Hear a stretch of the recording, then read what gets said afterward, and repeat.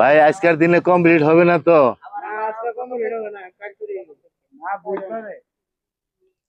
প্রিয় দর্শক, অনেক রৌদ্রি আসলে। এই মানে এই যে ঘরবাড়ি শামসু কাকুর যে ঘরটা সংস্কার করার জন্য যে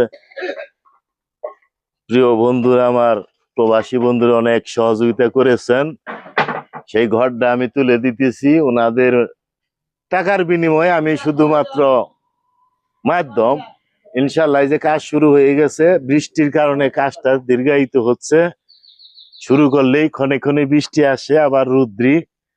যাই হোক জনদি ভাই, ঘর কি আজকালের মধ্যে শেষ হবে ইনশাল্লাহ?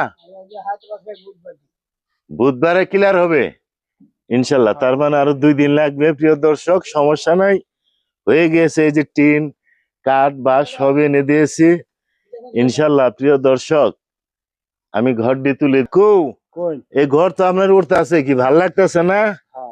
আমি আপনাকে কথা দিয়েছিলাম আপনার ঘরটি সংস্কার করে দিব। আমার অনেক কষ্ট হয়েছে কাকু,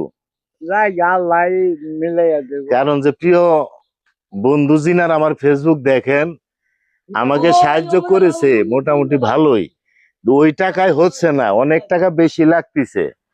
কিন্তু এখনো সুতার বিল বাকি, টিনের বিল কমপ্লিট হয়ে গেছে, আরো 6-7 হাজার টাকার প্রয়োজন।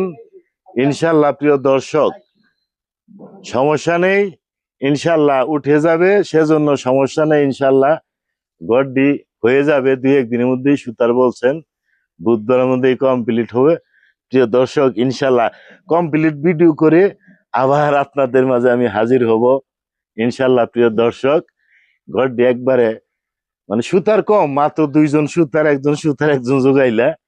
সুতার পাওয়াটাই কঠিন এই বৃষ্টির মৌসুমে। প্রিয় দর্শক, ধন্যবাদ সবাইকে।